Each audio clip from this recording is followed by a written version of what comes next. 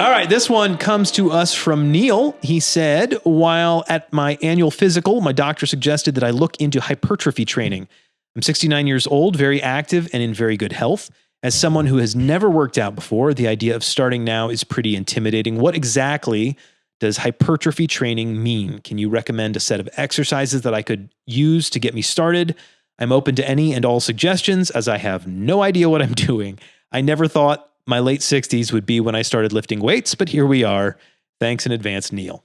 All right, well, that one, I guess that's Dante. What you got, Dante? I was actually thinking I'd take this Do you one. want to take that one? That's what I should have done. Josiah, what you got?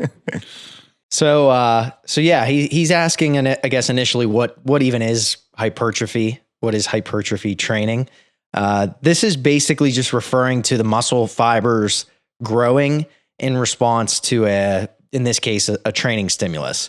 So if your doctor perceives that you need to put on a little more muscle mass, a little more size in general, this is the primary objective. So, and the reason for that, especially as somebody ages at 69 years old, is muscle loss is an issue in general, and osteoporosis and osteopenia are largely addressed by increasing muscle mass, correct? Mm-hmm. Okay.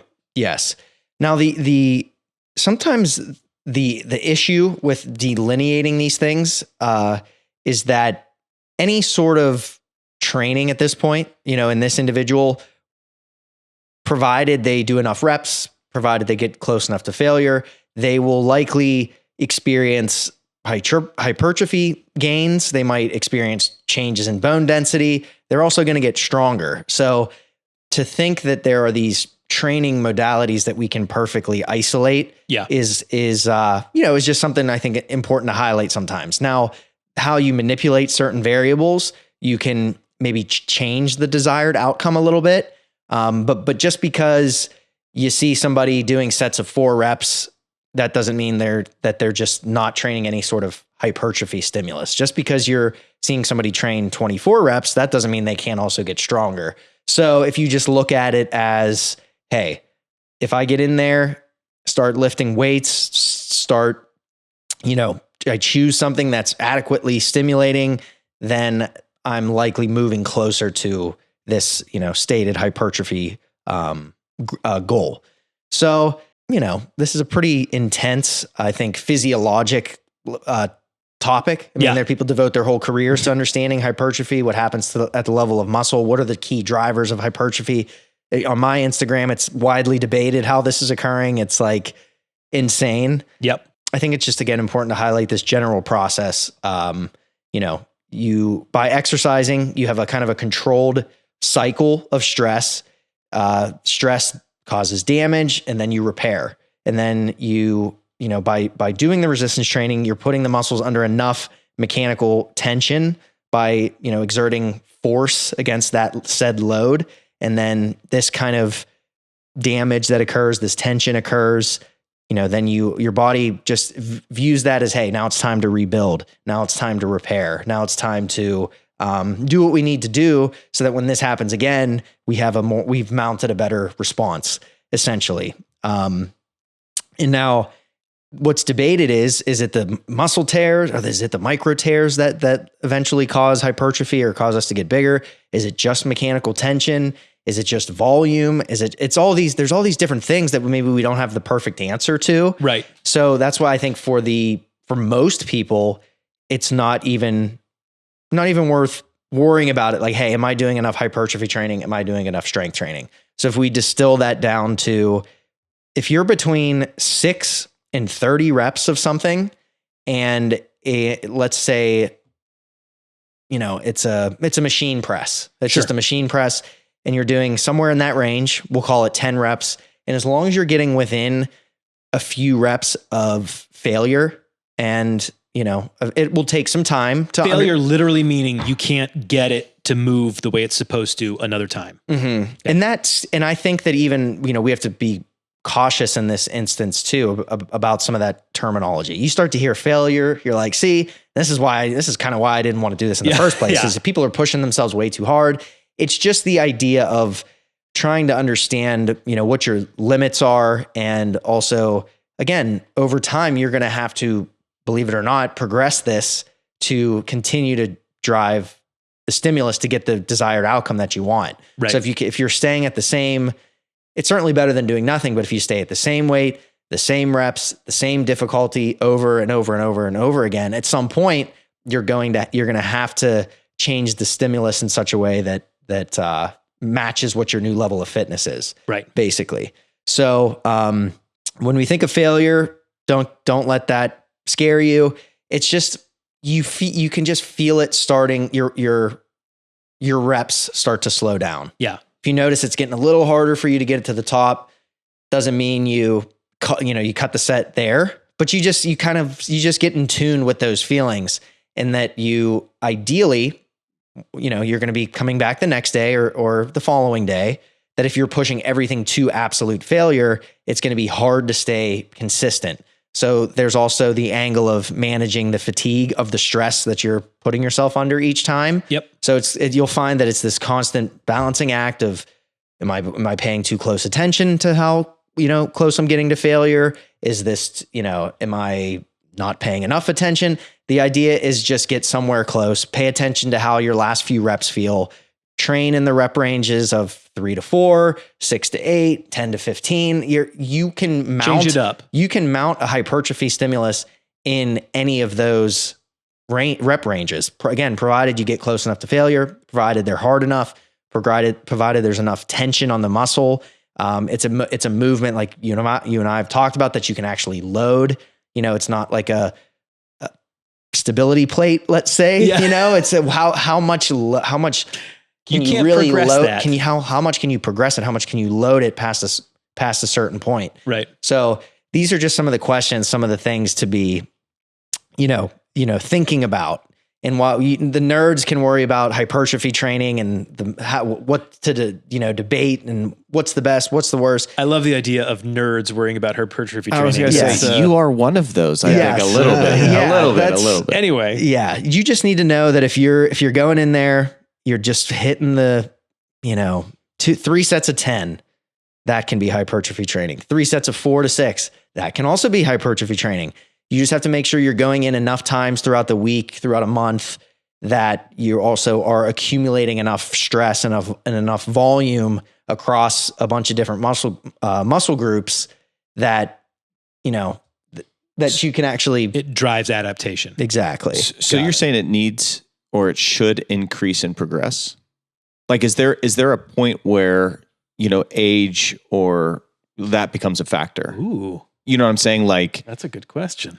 If this guy's 69, I'm assuming he's in great shape and he's starting all this. What happens when he's 75? Mm-hmm. Like, is there a threshold maybe that you shouldn't be taking on, 120-pound bench press or whatever? Like, you probably shouldn't be doing this much of a bench press. This is a great question. You have to, in my understanding, is you actually have to flip this on its head, because like you mentioned, as we age, we're resisting this degradation that we perceive as occurring. Right. And so sarcopenia, anabolic resistance, we're a little bit more resistant, or we're less sensitive to certain physical stimuli. So given that, if anything, in a theoretical sense, for somebody who's aging, just depending on where they fall, what their background is, there may be limitations, health conditions, etc. If anything, that dose might need to be higher than you think, because they simply can't mount the same response that a 22-year-old would to the same kind of training. Now, that doesn't mean that if I bench 225, when Tyler turns 70, he's got to bench 275 because he's less sensitive. No, it just means that it doesn't mean the opposite, because a lot of times what happens is so-and-so's older. We just got to be careful. We'll just stick to bands. We'll just stick to vibration plates. We'll just stick to, that's the issue. Yeah. And it's like, it sounds like we're crapping on those things, but it's really just that it's just, you have to flip the way you're thinking about this stuff. You are theoretically less sensitive to the thing that is supposed to be stimulating some sort of response. So you got to make sure you're giving enough, right? And it's the same way that if you are an advanced athlete, let's say, and 3 sets of 10 on the shoulder press may not be the thing that's going to make your shoulders bigger anymore. Right. You might have to add more sets. Yep. You might have to add a second exercise targeting the same thing. You might have to go to the gym more times a week. It depends on what you really want out of this. Yeah. But the point is, it's, whether you're really advanced or you're really new or you're really old, there's an acknowledgement that's required to say that, hey, like, I'm less sensitive. I'm potentially less sensitive. So I have to really be cognizant of progression. So helping Neil specifically here, because if I hear you correctly, you're saying basically don't overthink it. Mm-hmm. Get in there and start moving weight. That's whatever you do, especially as a beginner, it's going to help. I know you, so you're going to say recommended movement guidelines, try and hit those. Mm-hmm.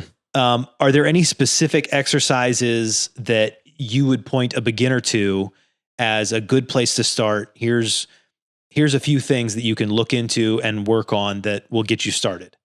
Yeah. I think whatever appears to be the least intimidating initially, maybe that's something, when I say intimidated, that doesn't mean like, oh my gosh, it's the scariest exercise ever. Like looking at somebody doing a clean and jerk. Yeah. It's saying that like, what's going to be easy for me to set up, what's available in the gym. Like that's how simple this needs to be. What's available, what have maybe I had some experience with before? What's my partner that I'm with going to be interested in doing? So for a lot of people that is starting with machines, it's loaded with a stack. You're not carrying plates around. You're not like feeling like you're out in space initially. You can't move it too many different weird directions. Yes. It goes in one path. Yeah, exactly. And then personally, coming from at this point, a CrossFit background, there's no machines in those gyms for the most part. Our gym has machines, but it's a lot of them. It's free weights, it's barbells. You're in space, and I love that stuff. That's great. Yeah. But for a lot of people, that's a little scary. So if we pretend you're that person, just pick the thing that's loaded and kind of set up for you. And then again, in the same sense that you need to progress, add load, add sets, add weight, add a second day a week, all those kind of things, you're going to need to change the stimulus. And so it might be 3 weeks of a leg press in a controlled environment where you're just adjusting the stack. Yep. And then eventually it becomes since we're using legs as an example, maybe it's a sit to stand squat. Yep. And it's hey, now I'm a little more confident in what my legs can do.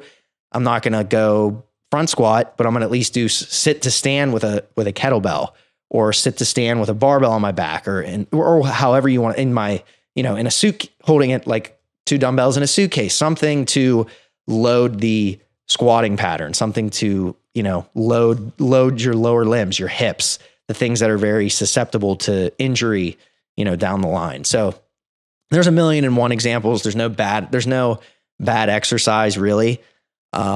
It's just finding the one that you're least likely to, make an excuse about. Yep. Love it. Yeah. And no, Josiah, did that answer your question a little bit? Cause I love that like theoretical argument.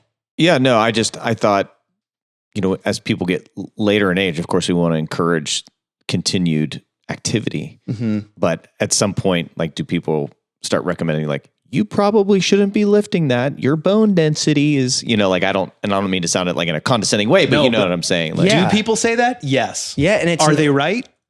Yeah. And it's not that you wouldn't acknowledge that.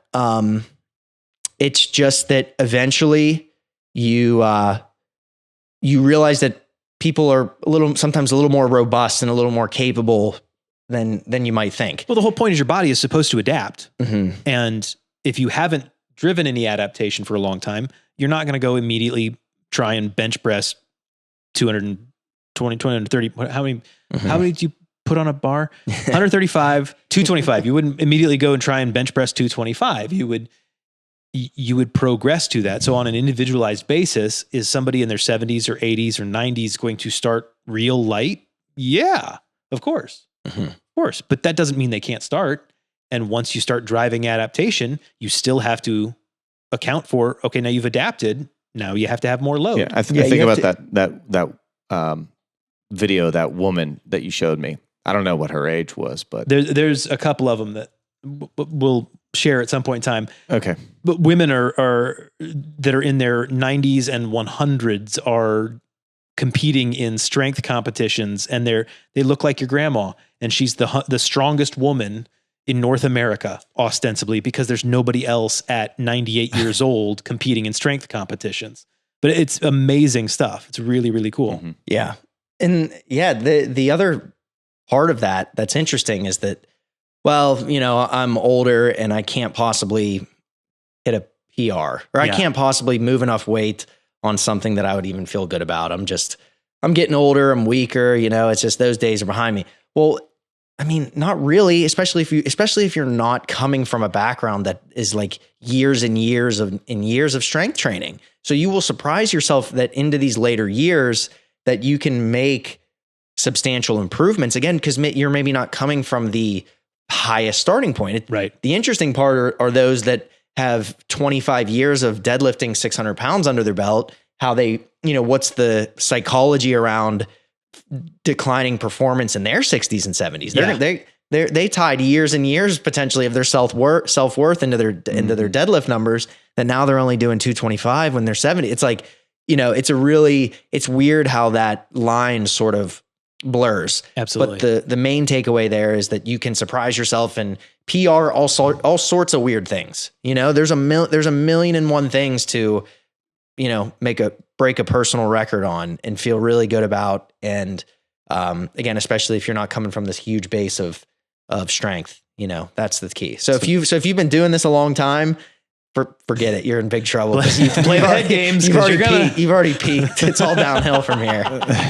Tell Neil, put your headphones on. Don't be intimidated. Get in there. Put your headphones, keep your head down. Just do your thing. There you go, Neil.